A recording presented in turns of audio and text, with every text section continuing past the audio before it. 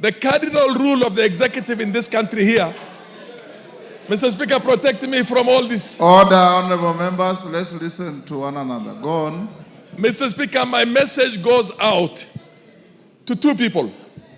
Anybody who is a dignified, retired politician who is having a pension on the basis of that position he held like a speaker, or anybody or in the judiciary, or a politician who is a former president or a former prime minister and gets involved in these kind of things, we should make a law that makes sure that he does not enjoy those perks again.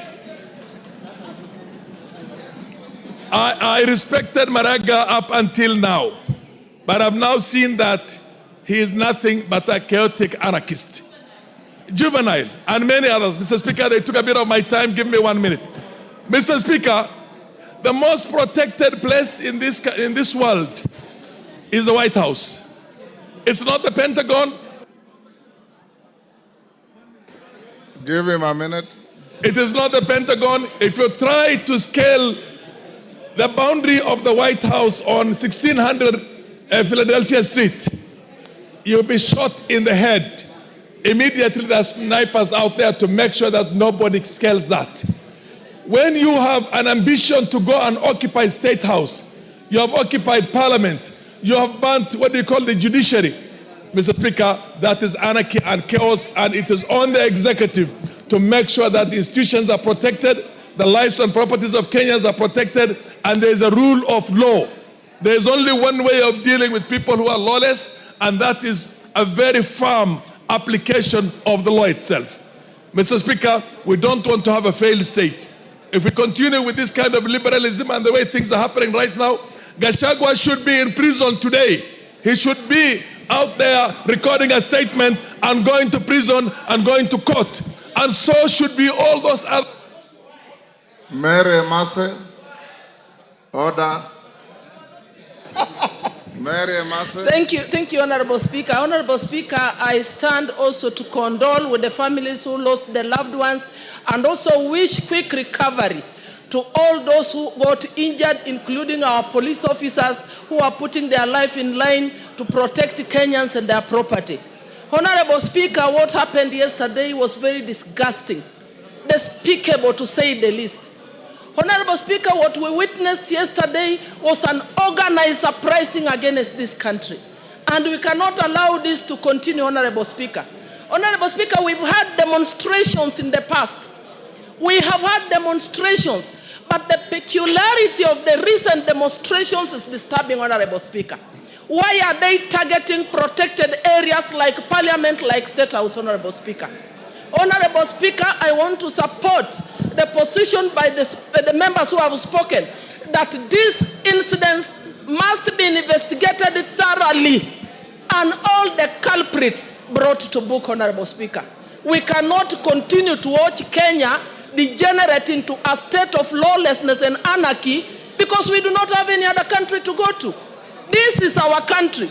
And I conclude by saying, Honorable Speaker, honorable members, we need to bring an amendment in law to this House where we designate specific places for picketing so that if you want to picket, there is a designated place for you to go and picket. Not everywhere and disturbing everyone's peace and disturbing people's businesses and destroying people's property. It's unacceptable, Honorable Speaker.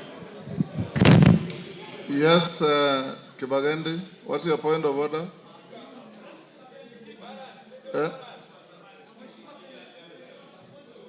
You have a point of order. Yes, what is it? Kibagende, hold your horses. Mheshimiwa Speaker, hapo awali tukianza bunge hili ulisema kwamba iwapo kwamba wabunge watajisajili wa kutosha ili turudi kwa ule mswada wa NGCDF ungesitisha mazungumzo tupige kura. Ngoja kidogo tafadhali. Wasiwasi wangu Mheshimiwa Speaker, ndio sababu nisimame kwa point of order, ni kwamba nimeona chamba hichi kilikuwa kimejaa na wengine huenda wakawa wako na shughuli ambazo zinawafanya wanatoka. Ifike wakati wa kama nitujadili mswada huu tuwe hatuna idadi ya watu, na kuomba Mheshimiwa Speaker kwa taadhima zote na heshima usitishe mjadala huu kwanza tujadili mswada uliokuwepo tupige Thank you, Honorable Chonga. From where I sit, I can see all of you, and I can tell how many you are. Since I made that pronouncement, the highest recorded number has been 193. That is not 233. The highest number you have recorded since I made the direction has been 193. So the moment you reach 233, I'll stop the clock on this motion and we vote. The moment we don't get there, the motion we passed stands. Thank you. Kibagendi? Thank you, Honorable Speaker, and I want to appreciate for this opportunity. It is the first time you've given me a chance to speak outside a question or statement in this House. I appreciate. I want to also associate myself with the concerns that have been raised by my fellow colleagues, especially on the destruction of property and killings and the unfortunate things that happened yesterday. I, however, would also like to caution, we need to be also talking about the issues that have been raised by Gen Zs. The issues raised by the Gen Zs. Fatuma, just hold on, Kibagende, hold this time. Yes, give Mama. Honorable Speaker, thank you for the opportunity. Honorable Speaker, Honorable Kibagende has just made a statement. Maybe you didn't take notice. But it is the first time that you've given him an opportunity to speak in this House. Yes. I would like him to know that you don't pull people from their seats to speak. You must raise your voice. You must show that you are interested in speaking. So I beg him to withdraw that statement because you don't work in partiality. You are very considerate, Mr. Speaker. And he's never even in the House and he's blaming you. You don't point people from their houses to contribute. That is wrong, Ms. Kibagende. Thank you. Thank you, Fatuma, for defending me. And that's why I ignored it. Go on, Kibagende. That's extremely irresponsible from my fellow honorable member. Go on who does with your not contribution. Now, I wanted to make a point this way, Honorable Speaker. We must stop trivializing the concerns of young people of this country and trying to make it become like it is a Gachagua thing. Kenyans demonstrated across the country, and it is because of their concerns that we must all rise up and support these young people. Honorable Maraga did not come to the streets because he just wanted to come to it is because of the concerns of young people. I'm perturbed by what Honorable Farah Maalim and the Deputy Speaker are speaking about Honorable Maraga and those who've spoken about the former Deputy President. Junet, it is irresponsible. what is your point of order?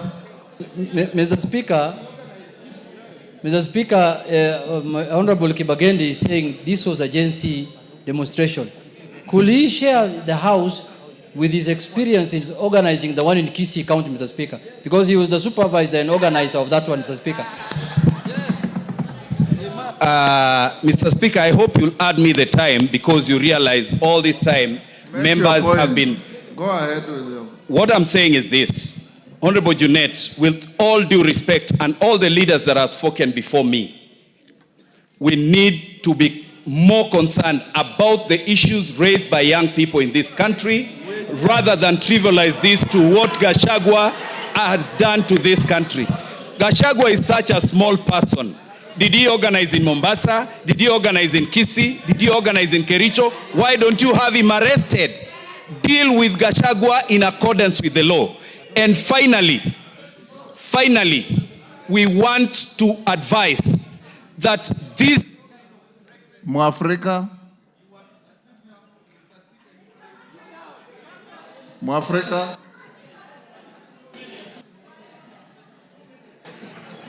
you have 2 minutes. Avoid side shows and just contribute. Mwafrika. Thank you, Mr. Speaker. I don't want to repeat what has been said by other members, Mr. Speaker, but I have an issue of the way deployment of security was done yesterday selectively, Mr. Speaker. Mr. Speaker, I would like to give an example of the right. Let's listen to Mwafrika. Mr. Speaker, I have an issue in the way security was deployed yesterday, select-free. I would like to give an issue of Githurai, Mr. Speaker. Cooperative Bank, Githurai branch, was broken into. Next to Githurai branch, Mr. Speaker, we have Kasmat Supermarket, a Jubo mega supermarket, Mr. Speaker. It was also broken into.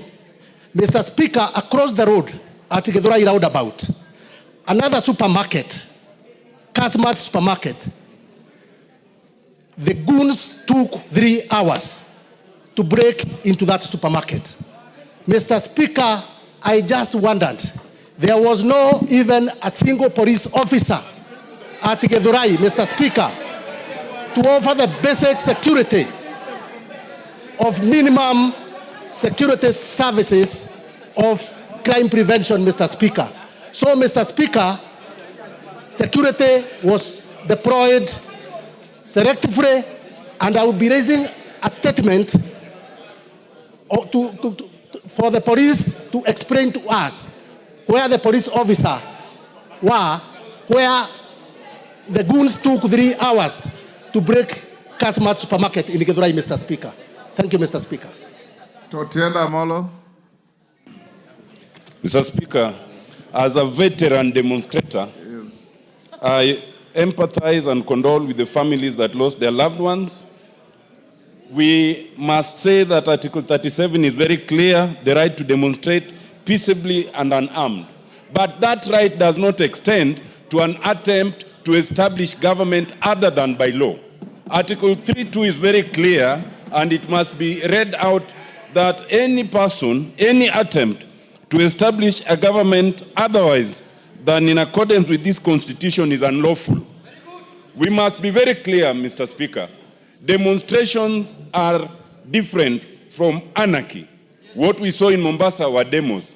What we saw in all those other places mentioned in the motion, that was anarchy, and it cannot be tolerated. Mr. Speaker, we condemn the hiring of goons.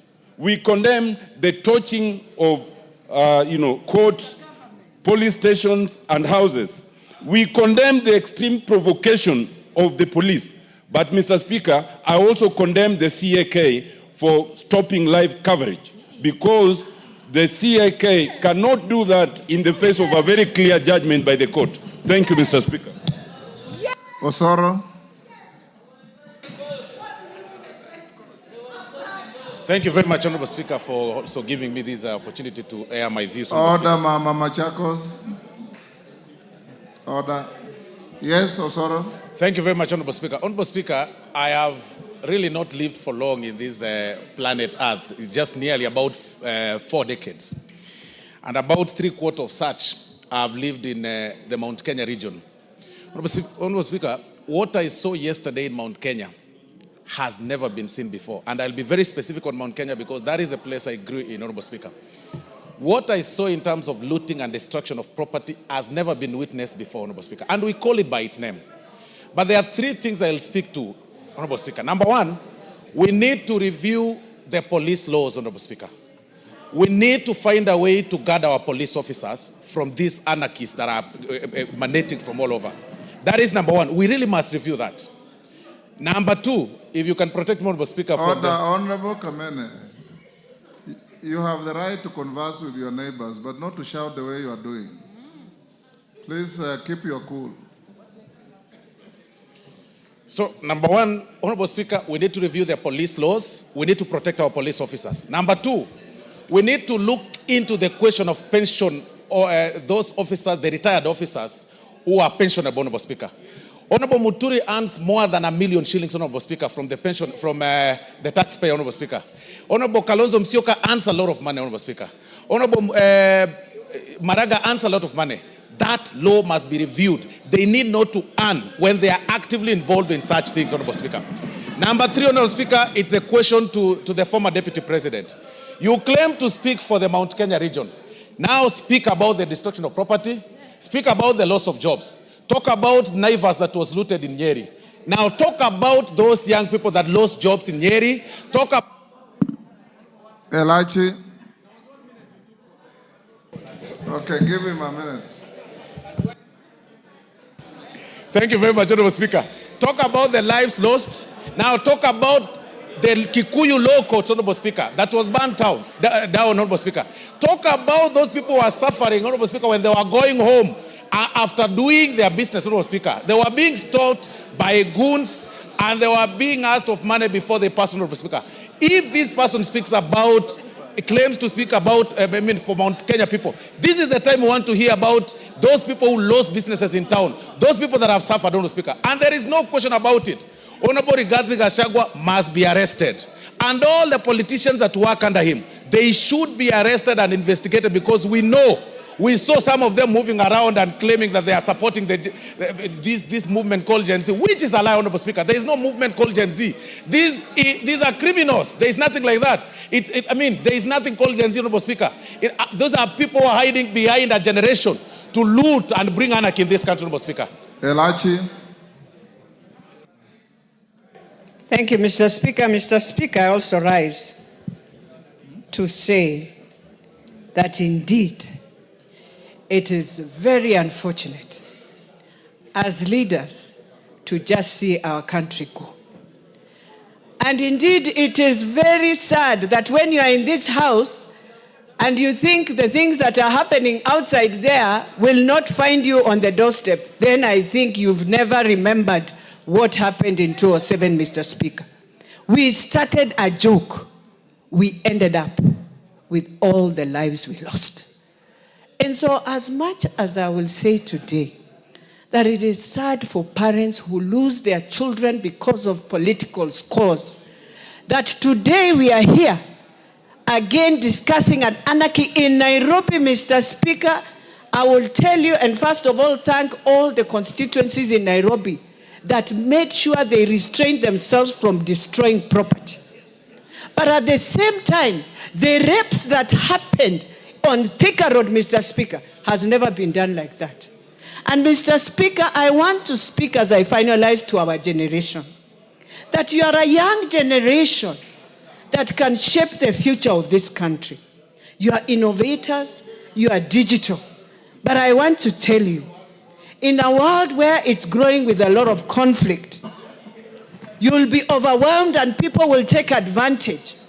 But I want to say, we must bring a law here to give incentives to our young people to start businesses without taxes, so that we give them jobs, because in their generation, there is no jobs. Everything is going digital. They will never have employment. We must think, and we must tell those who are thinking, you can use Gen Zs to have power.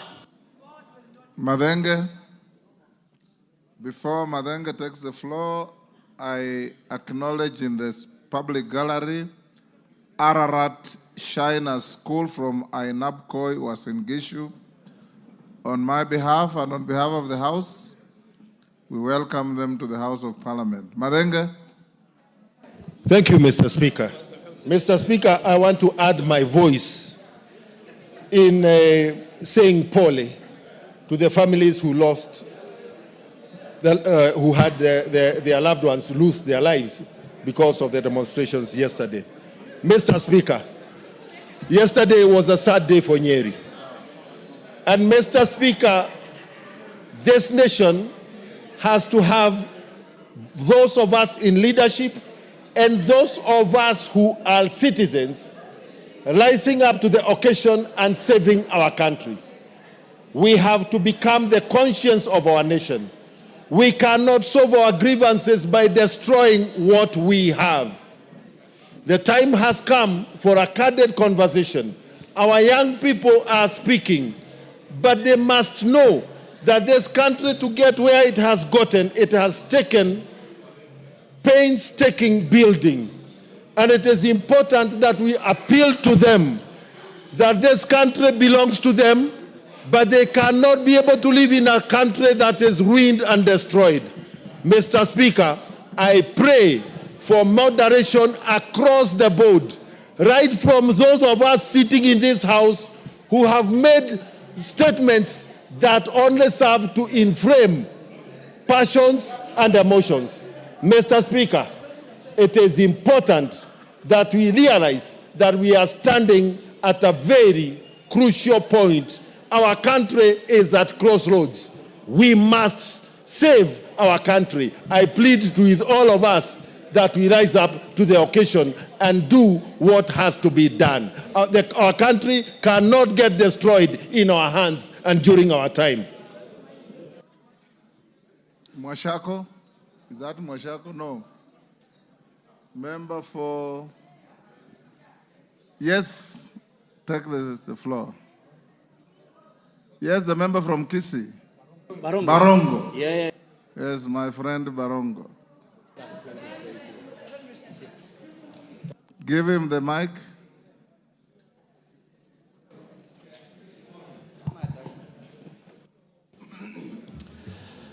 Thank you, Mr. Speaker, for the opportunity to also contribute on the what we witnessed yesterday. Mr. Speaker, I can see from the mood of most of the members a blanket condemnation of what happened yesterday. But, Mr. Speaker, this has not happened just once. This is the second time that this is happening. And for sure, next year, the Gen Zs again will rise up again to continue to press all of us around addressing the issues that are very important to them. So as much as we are condemning everything that went wrong yesterday, we must laud these people for pushing us to be better versions of ourselves so that we can be able to bequeath them with a better future going forward. I thank you, Mr. Speaker. Didymus. Thank you, Mr. Speaker. Mr. Speaker, I want to say this, that what we witnessed yesterday was not a demonstration. What we witnessed yesterday was a group of criminals that were mobilized by an individual who want to use the tears of Kenyans who are losing their businesses and the blood that our young people are shedding to resurrect his already stifled political career. Honorable Speaker, the person who orchestrated, masterminded, and funded these activities is well known, Mr. Speaker. The police must arrest the former impeached Deputy President of the Republic of Kenya, Rigathi Gachagua, because we cannot continue as a country to watch a tribal individual mobilizing his members of his communities to engage in hooliganism, Honorable Speaker. The blood of the people who lost their lives, the tears of those whose businesses were broken into, Honorable Speaker, will cry revenge on the life of Rigathi Gachagua. He cannot be mobilizing members of his community to begin maiming other people, to begin destroying the properties of the people of Kenya. Yet he is busy looking for tenders for his own children. The law must be applied equitably and equally, regardless of whether the criminal is a rich who lives in the castle or is a poor person who lives beneath the bridge, Honorable Speaker. The Rigathi Gachagua must be arrested and prosecuted and taken to jail. Bensouda.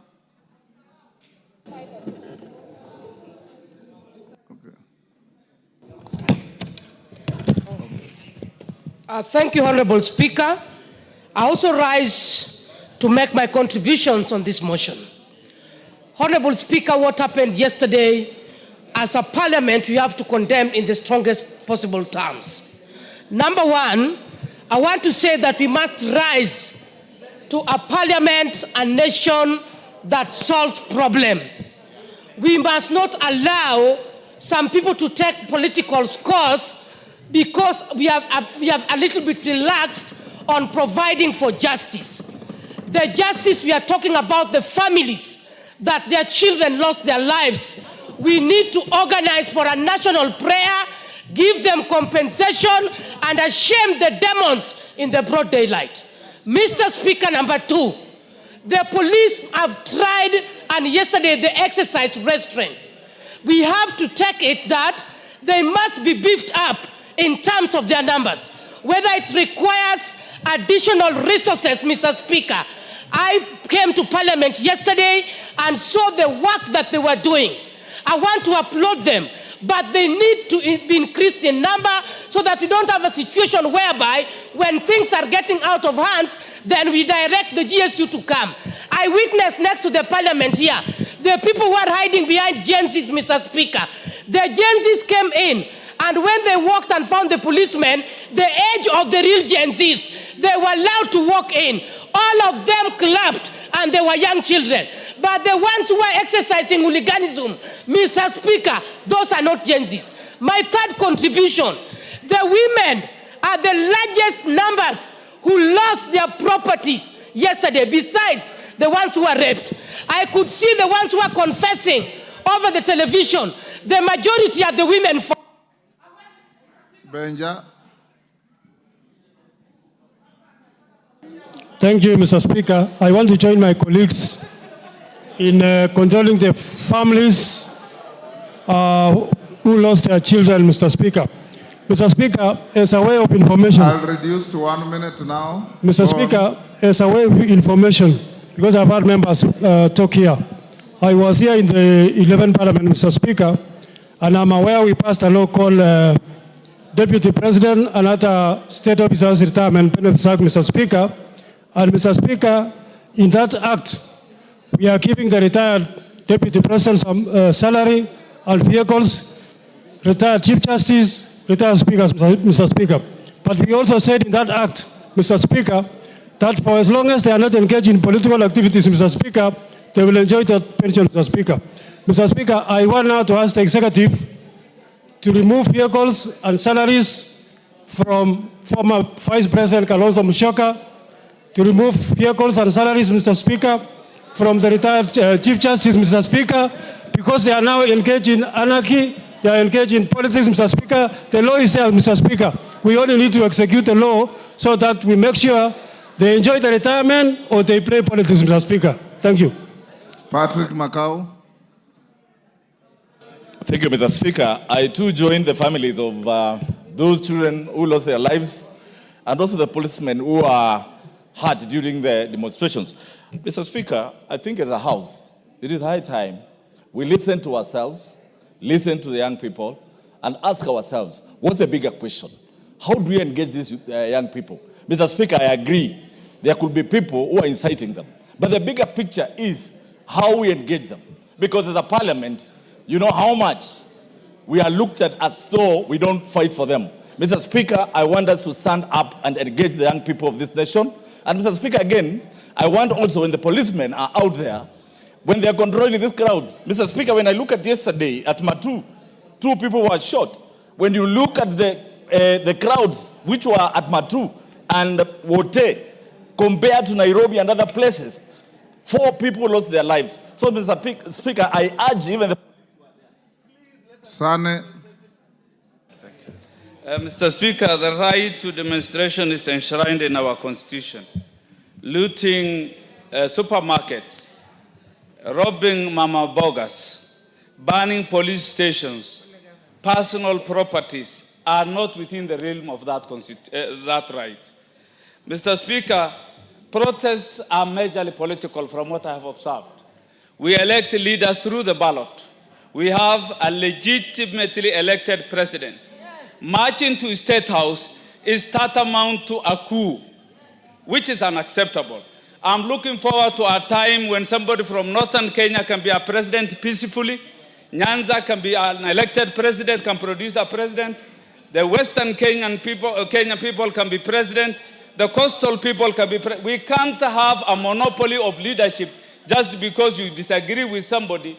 Somebody cannot be the president. I entirely don't approve that. Chonga.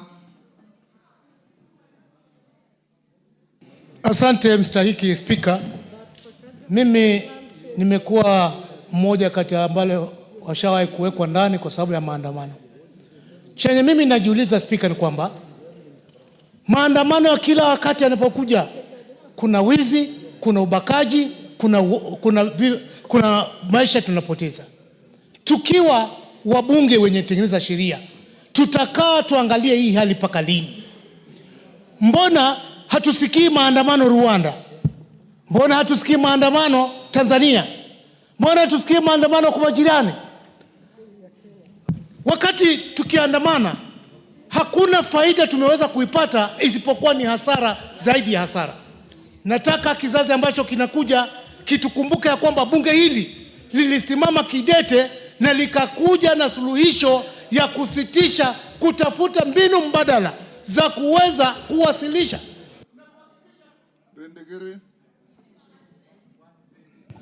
Thank you, Mr. Speaker. I really sympathize with those ones who lost their properties and lives under the hands of a bloodthirsty personality, a vampire of our generation, the man who cares less, the man who feels nothing. Mr. Speaker, we as members of parliament have come across the wrath of this man. I had started with the wrath of this man on Sunday. He came to my constituency insulting everybody, and he brought this to Nairobi. It is a shame. It's a shame to the organizers. It's a shame to those people who came and encouraged our people to rape our women. It is so bad. It's a shame. Member for Isiolo. Is it north of Bedu? Yes, sir. Thank you, Mr. Speaker, to give me the opportunity for me to contribute. In itself, we all condemn what happened yesterday. Goons cannot rule a country. Goons will only destroy a country. So whatever happened, if anybody has any issues, we don't condone goonism. And goons are in every form. Even in my county, there was a goon which was going on, up to the point of county assembly could not sit, because goons were employed by the governor and he was stopping the members of the county assembly from sitting. So we should condemn goons in all forms so that we get safe in Kenya. Thank you, Mr. Chairman. Mr. Speaker, sorry. Tongoyo, Chairman, Security, I'll give you 2 minutes by virtue of yours. Thank you, Honorable Speaker, and I want to join the rest of us who have spoken to condemn what happened yesterday, Honorable Speaker. And Honorable Speaker, I should also want to really pass my condolences to the families who lost their loved one in yesterday's demonstration, Honorable Speaker. Honorable Speaker, from the very start, Honorable Speaker, what happened yesterday was not, Honorable Speaker, demonstration. They are riots. Honorable Speaker, as much as Article 37 talk clearly about the right of Kenyans to demonstrate, to picket, to assemble, it outlined the condition under which it has to take place. It says that it has to be peaceful, the demonstrators has to be unarmed. And Honorable Speaker, what we saw is totally the opposite. The people who participated in the demonstration or in the riot, Honorable Speaker, they are armed. And the intention was very clear, Honorable Speaker. Honorable Speaker, what is so surprising, Honorable Speaker, is actually when, Honorable Speaker, you take keen look to what actually these people, the places they ban, the police station, the Ngao offices, the supermarket, you keep wondering what the intention was, Honorable Speaker. In fact, Honorable Speaker, I'm sorry to say, in one instance, I think it was in Kikuyu, these people raided the police station and they ran away with ammunition box full of bullets, right? You keep wondering, Honorable Speaker, what were they up to? You just conclude, Honorable Speaker, these are the people who are outrightly out for a coup, a civilian coup, to overturn a legitimately elected government. Edith Nyenze, did you give him 2 minutes? Thank you. You have done your 2 minutes. Thank you, Mr. Speaker, for giving me this opportunity. Edith, just hold. Yes. Wind up what you're saying. Honorable Speaker, as I finish, Honorable Speaker, I want really to commend the work done by our police officers, the very patriotic, dedicated officers who actually went beyond the call of duty to protect this country. Honorable Speaker, it's a moment we should be able to have a candid conversation to really, Honorable Speaker, come to our senses and able to protect this country, because we don't have any other country to run to. We only have one country, Kenya, and we must safeguard it. And if it means for looking at our security laws, Honorable Speaker, we should actually do the same, Honorable Speaker. I support. Edith Nyanze. Thank you, Mr. Speaker.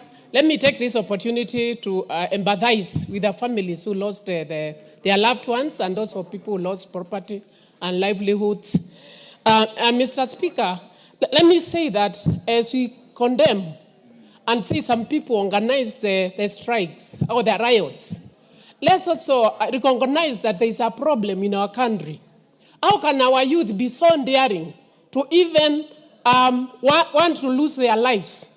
That means there is a lot of hopelessness. There is a lot of desperation. And this is the thing which we should actually be addressing. How can we help our Gen Zs? How can we help the young people?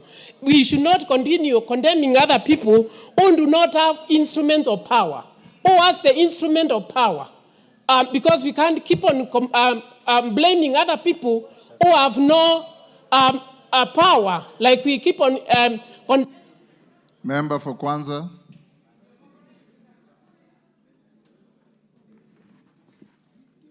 Mr. Speaker, this demonstration I saw yesterday, there was not a demonstration. There was an anarchy, and I want us as a parliament, Mr. Speaker, if you could listen to me, I think let's have a solution. Because as it is, we are just talking. I want us to at least sit as a house to be able to demonstrate to the Kenyans that this is what we are going to do in the case. Because there are even people who are actually leaders in this country who are involved. That we saw. So I would suggest, Mr. Speaker, that this House can form a team to be able to look at this and see how far we can go to condemn the whole thing and see what can be able to be done. Wakili Mureo. Thank you, Mr. Speaker, for the opportunity. I want also to empathize and give my condolences to the members of the community who lost their lives, even the community who lost their properties. Mr. Speaker, as we talk about the riots and looting yesterday, there is one thing we are not focusing on. Why is the country angry? Why is the country angry?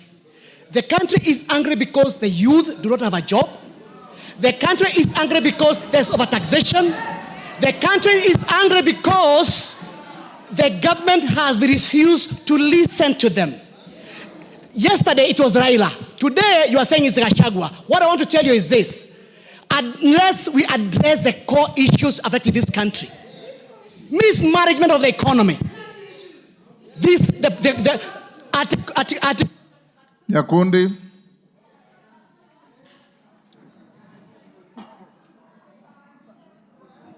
Nyakundi. Thank you, Mr. Speaker, for also giving me this opportunity. Mr. Speaker, what we witnessed yesterday was pure anarchy. What we witnessed yesterday was looting, terrorism, someone who wanted to take this country to the goose. And as this House, we cannot accept, and the people of Kenya, to be taken to the goose by someone who was fired or who was impeached because of his bad manners. As a country, we sympathize with those who lost their loved ones. We sympathize for everyone who lost his property yesterday. But as this House, we must sit down and look on the solution towards the problem that we have as a country. Thank you, Mr. Speaker. Odanga Makoha. Thank you, Honorable Speaker. Honorable Speaker, I condole with the families that lost their loved ones, and also I pray for those who are sick, those who are maimed and injured to recover quickly. Honorable Speaker, we need a conversation. The young people who have spoken, they are speaking repeatedly. We need to listen to them. A conversation is very critical, Honorable Speaker. Thank you, Honorable. Zaire.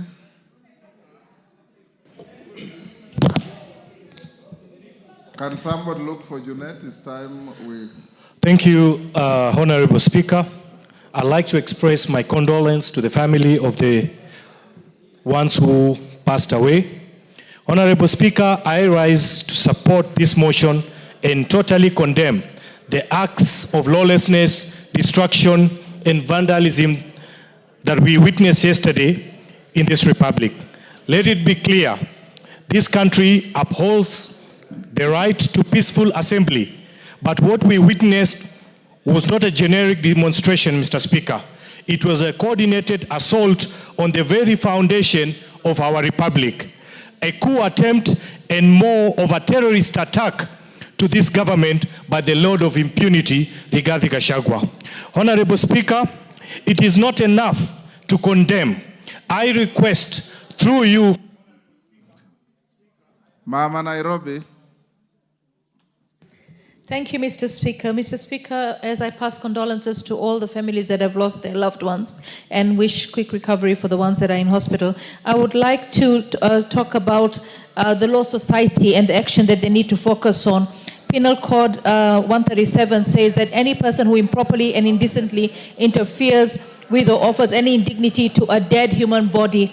And then there is also the Computer Misuse and Cyber Crimes Act, unauthorized publication of intimate and offensive images, even if true. Honorable Speaker, we're seeing a tendency of videos of the dead being taken and shared online, not caring about whether the parents of that dead person know or whether the parents of that dead person or the family members would want to see the bodies of their dead being displayed on social media. I feel that this is a breach of the law and we should respect the dead, and we should, even if we take the videos, we should share them directly with the family, but not online to get... Lel Mengit. Thank you, Honorable Speaker. My heart goes to those families who lost their loved ones. And also, Honorable Speaker, I would like to condemn what happened yesterday. Honorable Speaker, those are not Gen Zs, and we are using this term Gen Zs wrongly. Those who are organized political or criminal gangs, Honorable Speaker. These are bitter people, these are vengeful people, these are desperate people who see death and blood as Christmas celebrations. Honorable Speaker, this has to be out in public, Honorable Speaker, that these are people who are bitter and who are angry for power, Honorable Speaker, who are organizing these demonstrations and destroying property and lives of people, Honorable Speaker. I want to urge and also condemn the police out there that you exercise powers according to the constitution of this country, and I want to condemn you for the restraint that you had yesterday, and I pray that... Condemn or comment? Yes, Kajwang TJ. Mr. Speaker, you need a state to enjoy your rights. Listen, everybody. You need a unified state to enjoy those rights. You need a stable country to enjoy those rights. Those rights you cannot enjoy if we are in a turmoil in a military state. The way we are going into Kenya, we are going into a military state. We are. Those people who cannot face the ballot and cannot get power through the ballot are taking us straight to the military dictatorship. And I can tell you, the shortest period of time a country has got out of military dictatorship is 15 years, 20 years actually. In fact, you will need the whole generation to wipe out the whole generation. Give him a minute. Just to finish a sentence. You will take a whole generation to come back to a democracy. So don't joke. Don't joke with this thing.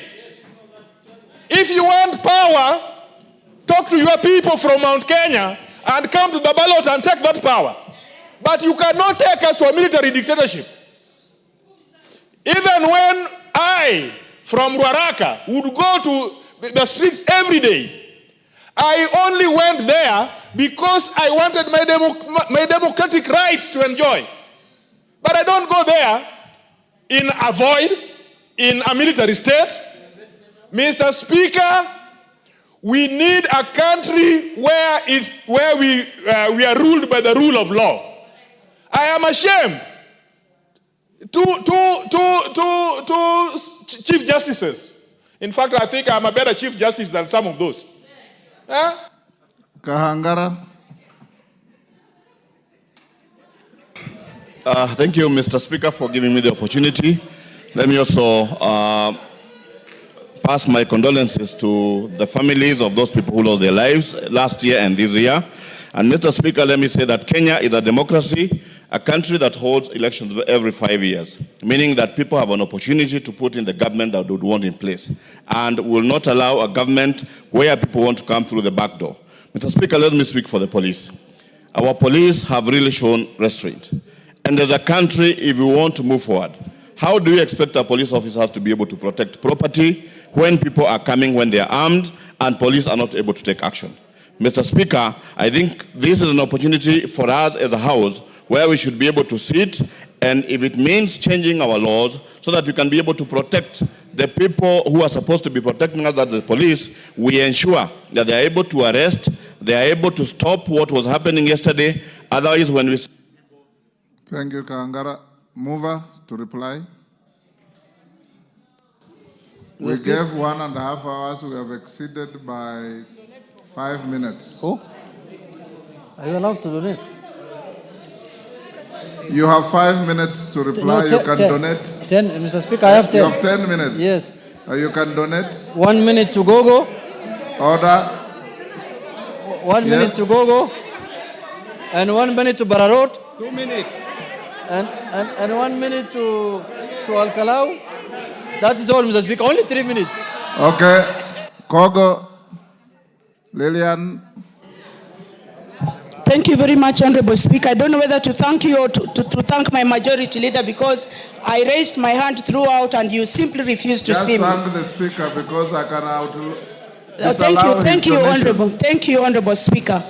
My question is, as I condole with the people who lost their families, as I condole with the mothers who lost their loved ones, as I condole and empathize with the people and the women and the young people who lost their businesses, were these people going to State House or were they going to State House girls?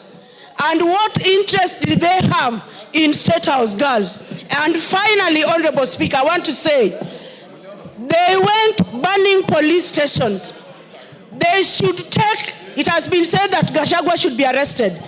He should be arrested, be put up in a police station, and I will personally go and put that police station in flames so that it is destroyed forever. Then after that... Thank you, Mr. Speaker. Mr. Speaker, I want to extend my message of condolences to the families who lost their dear ones. Secondly, Mr. Speaker, I want to condemn the anarchy we saw yesterday in our streets. Mr. Speaker, my message is that these people, the sponsors who led actually in the demonstrations yesterday, Gen Zs have been saying that they are leaderless, but we saw leaders yesterday, former leaders, joining the demonstration. They should be punished, Mr. Speaker. Another thing, Mr. Speaker, is that the NCIC, what is their role currently in the country? We've seen a lot of and witnessed a lot of hate speech, but NCIC are quiet. They are supposed to come out and protect. Another thing, Mr. Speaker, is the IPOA. Criminals should not use IPOA as a way. Thank you, Honorable Speaker. Allow me to send a message of condolence to the people who lost their loved ones, and in a special way, Mama Brian Dongo from Olkalau. Honorable Speaker, having said that, this House must look at what happened yesterday like a timing bomb. There is clear disconnect between the Gen Z and the country leadership. And this House, no, we cannot pretend that we don't know. We know the issues of unemployment, the issues of abduction, the issues of continued killing of their colleagues, and that is why the Gen Z came. And the Gen Z are normally very peaceful until they are brutally provoked by government-sponsored goons. Sakaja plan failed. Yesterday, Gen Z finished their demos at 4, and the goons that were organized came on the street to loot. And we cannot call the Gen Z the looters. We cannot call them the goons. They are goons who are sponsored by... Yes, yes, Masara. Thank you, Mr. Speaker. Mr. Speaker, Migori has been the headquarter of demonstration. I thank the people of Migori because yesterday Migori was very quiet. Mr. Speaker, we have only one country. And those who are thinking they can ban this country, where will they be after the country is banned? I want to request each and every citizen that it is high time we sit down and agree that if it is power was there the other day. Power has left them less than 2 years, and they have started banning their own property. Mr. Speaker, I can say that moving forward, we are not going to blame Gen Zs. We'll talk to our young people and tell them, some of us, like me and Junette here, we are a product of civil society. From councillor to mayor to now MP and going to be the next governor of Migori. Young people, let you not be misused, let you not be go astray. You have a future. This country belongs to you after we have... Now. Thank you, Mr. Speaker. Mr. Speaker, first and foremost, I want to thank the members of this House for taking their time to contribute to this important motion, Mr. Speaker.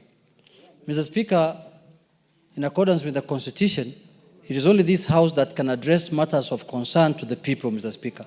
And what happened yesterday must be a matter of concern to the people of Kenya, Mr. Speaker. Mr. Speaker, I've listened keenly to the contribution of every single member, and every member has reiterated that this country cannot slide to anarchy. We must have a country that we are all proud of, Mr. Speaker. We must have a country that serves us all equally, irrespective of our religion, our race, our community, our tribe, our color, please, and all kinds of things. Mr. Speaker, but one thing I've noted, Mr. Speaker, from the contribution of my members is that they have confirmed all and sundry here that yesterday's demonstrations were not Gen Z demonstrations. They were political demonstrations organized by politicians who are power hungry, who are impeached, and who want to come back to power through the back door, Mr. Speaker, and take this country to the dogs.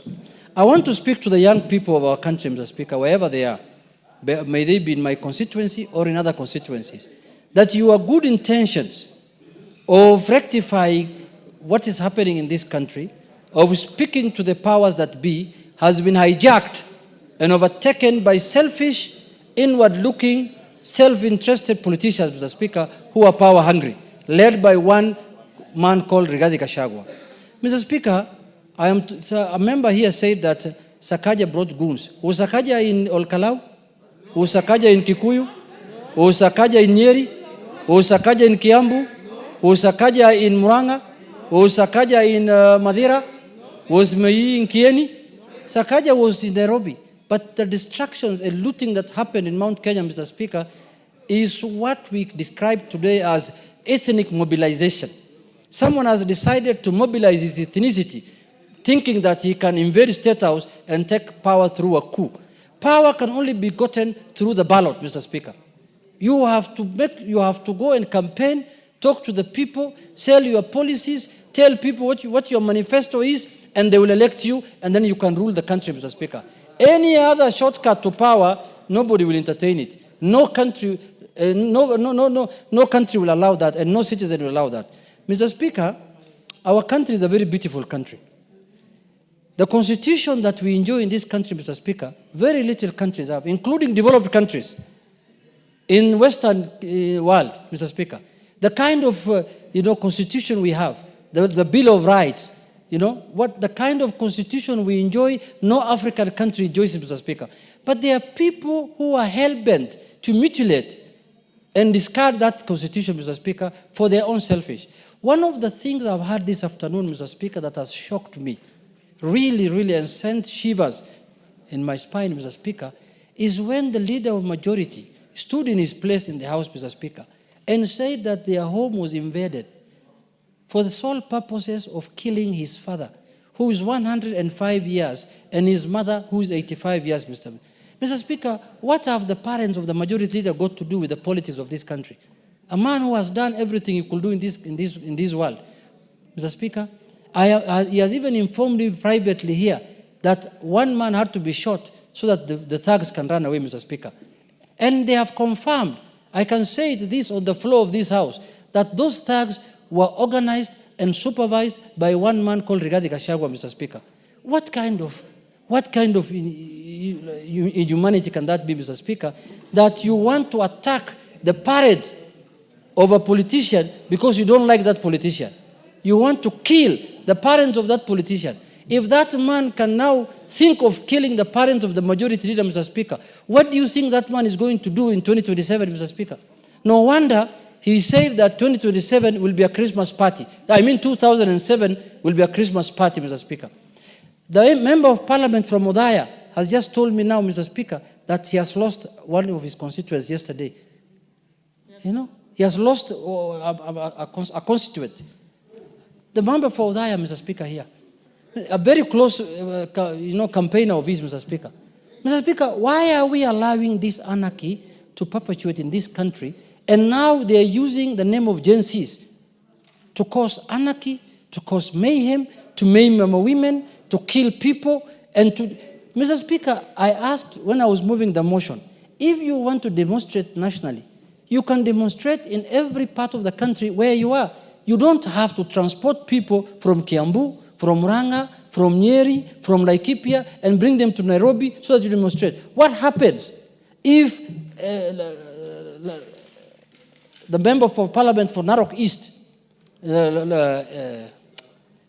yes, decides to bring his people, the Maasais from Narok to Nairobi, and then Billy Odhiambo decides to bring Sobas from Soba, and then Wanyonyi brings people from Trans Nzoia, and everyone meets here in Nairobi? What kind of country are we going to have?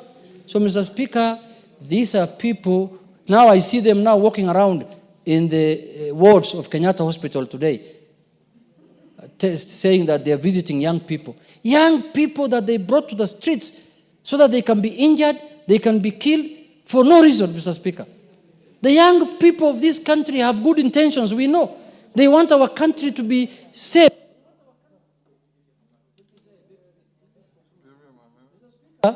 The young people of our country don't want what Gachagua is planning. They want a safe country, a country that they can be proud of when they get old, Mr. Speaker. And that is what we are going to do. All of us in this house were elected by Gen Zs. We never came here by ourselves. We were voted for by Gen Zs. We were voted for by women, by elderly, by every person. And we know what our constituents want. Mr. Speaker, with those few remarks, I beg to reply. Member for Lamu, take the nearest seat. Thank you. Honorable members, I now put the question at order number 10, which is that appreciating that Article 37 of the Constitution guarantees the right to assemble, demonstrate, and present petitions to public authorities peacefully. Further appreciating that on Wednesday, 25th June 2025, sections of the population participated in public demonstrations and protests in various parts of the country. Deeply disturbed that in exercise of this great constitutional right, there were numerous cases of violence, arson, invasion into both private and public properties, attacks on innocent wananchi and security officials, most of police officers, and further deeply disturbed that demonstrators destroyed and vandalized both public and private properties and infrastructure, including courts, administration offices, shops, business premises, homes and supermarkets in various places in the country, including Nairobi, Kikuyu, and Olkalau, among other places, alarmed by attempts by demonstrators to enter girls' schools, including the State House Girls' School, Nairobi.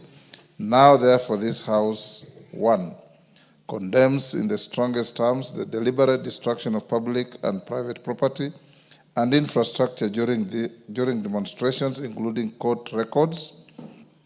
2, express grave concern over the repeated incidents of violence targeting civilians and public officers, including security personnel. 3, affirms and acknowledges the right of every citizen to demonstrate, protest, and express dissent, while emphasizing the need to protect life, livelihoods, and property, and 4 calls upon the Inspector General of Police and the Directorate of Criminal Investigations to immediately and expeditiously investigate the acts of lawlessness and bring to justice those found culpable, including current and former politicians who are involved in the planning, mobilization, financing, and incitement of mobs, goons, and criminals. As members of that opinion say aye. Aye. Those of the contrary opinion say nay. The ayes have it. Honorable members, as we go to the next order, I want to thank you for exhibiting maturity, decorum, and decency in debating a rather emotive issue. The events of yesterday should alarm all of you and all of us Kenyans that we need to speak to each other and make our country safe. This morning, the leadership of this House joined yours truly to meet a delegation from Nigeria, led by the majority leader of their parliament. They have come to Kenya to learn from us on how we engineered our new constitution. They have come to learn from us on how we are nurturing our democracy. What we saw yesterday is an antithesis of democracy.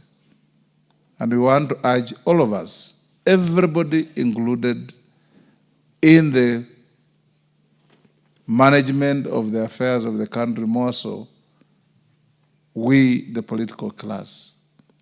It is wrong, it's unlawful, it's unconstitutional and unacceptable to hide and take advantage of the poverty of our people, to hire them and take them to the streets to suffer untold harm. There was looting and burning of property in Dagoretti up to 8 p.m. last night. Rongai, same thing. Assuming it was demonstrations, demonstrations have a timeline. You start in the morning at 10 and end by 5, 6. I urge you, honorable members, and the legal team that advises the Speaker, you need to think seriously about having a law that governs and protects demonstrations and demonstrators against infiltrations by wrong people hell-bent on doing wrong things. Next order. Order number 7, questions and statements. We'll go back to receiving responses to statements. A response to Charles Ngusia. Is Charles Ngusia in the House? Yes. The Chair, Blue Economy, Water and Irrigation, is he in the House? He is not. Ngusia will push your response to Tuesday. Response to Mother Wangari by Finance and Planning. Both Mother and Finance are not here next Tuesday. Labor to Cynthia Muge. Yes, Major Deco, you have a response? Then response to Daniel Nanok from Regional Development. Is the Chair Regional Development here? Lochakapong, are you ready? Go ahead.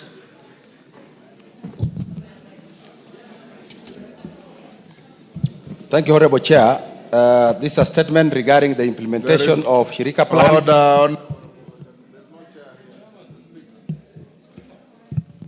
Are you addressing the Speaker or the Chair? Which Chair? Sorry, I say Honorable Chair. Yes. Honorable Speaker. Apologies, Honorable Speaker. Go ahead and respond. Yes, Honorable Speaker, this is a statement regarding the implementation of Shirika Plan for refugees and host communities submitted to a committee in response to a question that was asked by the member for Turkana West, the Honorable Epuyo Nanok. Now, Honorable Speaker, Kenya has hosted refugees and asylum seekers from the Great Lakes region, East and the Horn of Africa for over 3 decades. Now, the country remains the 5th largest refugee hosting country in Africa and the 13th largest asylum country in the world. Honorable Speaker, the government of Kenya, in collaboration with partners, has been taking concrete steps to improve the conditions of host communities and refugees. In line with Global Compact on Refugees, GCR 2018, and its comprehensive refugee response framework, Shirika Plan builds on the success of past and ongoing programs. In 2022, Honorable Speaker, the government pronounced its intention to strengthen integration through socio-economic inclusion of host communities and refugees through a strategy called Marshall Plan, which was later renamed Shirika Plan. Shirika is a multi-year plan that aims to enhance socio-economic inclusion for host communities in refugees, for them to be self-reliant and resilient. The Shirika Plan is in line with the Constitution of Kenya, Refugees Act 2021, Sustainable Development Goals, Vision 2030, and Medium-Term Plan 4, and bottom-up economic transformation agenda. Shirika builds on the success of Kalobeyei Integrated Socio-Economic Development Plan, Phase 1 and 2, and Garissa Integrated Socio-Economic Plan. Shirika Plan was officially launched on 28th of March 2025 by His Excellency the President, William Ruto. The plan is an initiative to turn the country's 2 refugee camps in Dadaab and Kakuma into self-reliant integrated settlements, allowing refugees and host communities to live and work side by side and access donor and government services alike.